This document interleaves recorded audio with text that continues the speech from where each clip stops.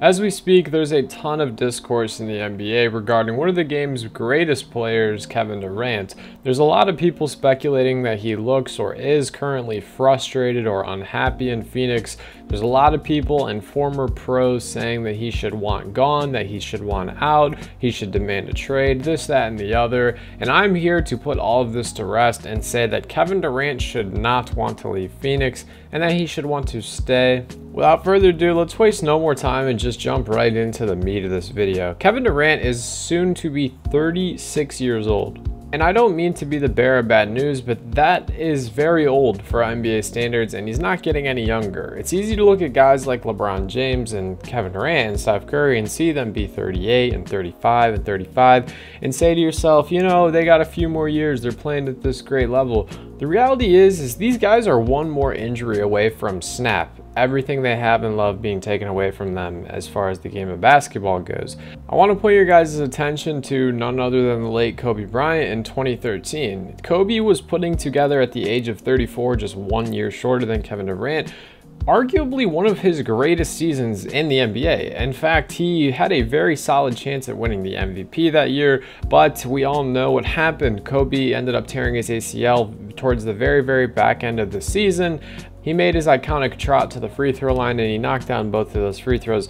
You may be wondering, why am I bringing this up? Well, it's because after that injury, Kobe was a shell of himself. He averaged, 20 points a game still, but it was very inefficient. You could tell he was missing that beat, that step, that skip, whatever you want to call it. And I fear that with Kevin Durant, a man who's had multiple MCL injuries, ankle injuries, and obviously the Achilles pop, which is, they don't call it the Achilles for no reason. It's definitely something scary to notice. Kevin had his way in Golden State. To be honest, he had his way in Oklahoma City. He had his way in Brooklyn, and now he is having his way in Phoenix. Kevin Durant plays alongside of one of the most dynamic NBA players in basketball right now, and he is only getting better. If you're wondering who I'm referring to, look no further than Devin Booker. Devin Booker is insanely versatile at scoring the basketball, and he is becoming a dominant facilitator. Honestly, Kevin Durant, LeBron James, these guys should not have to carry the brunt of the workload. The fact that Kevin Durant is, 35 years old, averaging 30 on nearly 50-90 shooting is absolutely ridiculous and remarkable, and that's amazing for Kevin. But Kevin shouldn't look to leave Phoenix and look to be somewhere that's, scraping together a contending team, or where Kevin has to be the #1 guy or that guy. It is so more than okay for Kevin Durant to say, look, I am that guy. I'm unguardable. My mid-range, my 12 to 18 feet range, it's literally unstoppable. However, Devin Booker over here, this guy, this younger kid, he is going to lead this franchise. He's going to be the face of the franchise. And obviously, we're still going to look to Kevin, and we're still going to say, without Kevin, this isn't possible. Any given night, Kevin can be 1A and Devin can be 1B. But in all reality, everyone who's saying Kevin should pack his bags and leave, Kevin should do this, guys, do you realize that Bradley Beal has not even played? Really, he's played 2 games, and in the second game he played 6 minutes before landing on someone's ankle and then getting directed out of the game. The Suns are floating around 500 right now, and it's laughable to me that the NBA wants a headline and they want success so quick, so fast, at the snap of a finger, that right when they're 500, while they have injury woes and a completely brand new roster, Grayson Allen, Bradley Beal, Bol, Yusuf Nurkic, Yuta Watanabe, Keita Beats Diop, Eric Gordon, Nasir Little, all of these guys are brand new teammates. Obviously, Kevin played with someone like Yuta Watanabe way back in Brooklyn, but guys, this team is so new. And not to mention Frank Vogel, this is his first, 40 games coaching the Phoenix Suns? I don't understand. What's the rush? What's the hurry? Do you guys understand, if they make the play-in, they are going to win? It's like the Lakers last year. They made the play-in and they were struggling terribly. They made the play and they won, and next thing you know, you blink, they're in the Western Conference Finals. It doesn't matter how you start the finish. I said this about it doesn't matter how you start, it matters how you finish. I said this about the Brooklyn Nets a couple years ago. Nobody's going to remember if they started 500 or, 3 games below 500, but what they will remember is a banner getting held up in the rafters and Kevin Durant or Devin Booker holding a Finals MVP trophy. This team has contender written all over it. They are just not healthy.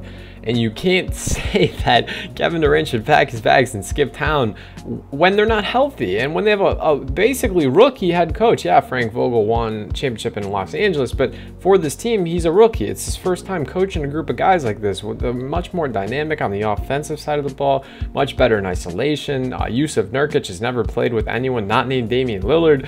Like this, you guys just need to be patient. I know this is kind of a tangent and rambling, but man, I just don't think Kevin should leave. Just all in all, it's like I mentioned earlier, it's way too late in Kevin Durant's career to up and jump ship and go into a completely brand new rebuild, because Kevin Durant got here halfway through last year. I don't know if I need to remind you guys about that.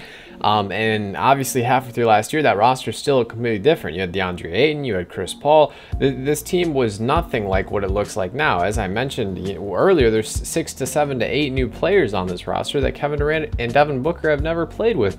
And the guy that is making another max contract like Kevin and Devin, Bradley Beal, is hurt and he's not playing.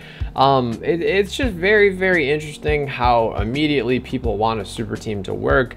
If the past has shown you anything, it's that you can't just throw a congealed group of men together, even if they're great, and have them win right away. I mean, look at the Clippers I almost just said a board that was going to get me demonetized.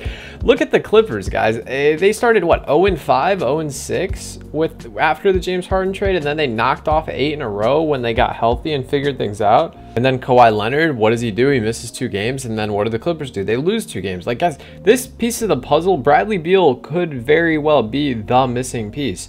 And we can't say that for sure until they get 20 games under their belt, till they get an all-star break under their belt, And you could look at the glass. I mean, I'm obviously kind of looking at this from the glass half empty, and you could look at it from the glass half full. Kevin demands a trade. He gets what he wants. He gets shipped off to another team halfway through the season. But doesn't that sound like a recipe for failure again? Like, he gets traded to where? I'll give you guys a minute to think and go to the comments and tell me and say, dude, you're way wrong. But where is he going to go? What's a better option for Kevin Durant? What's a more winning environment or a better constructed roster where Kevin doesn't have to be the #1 guy?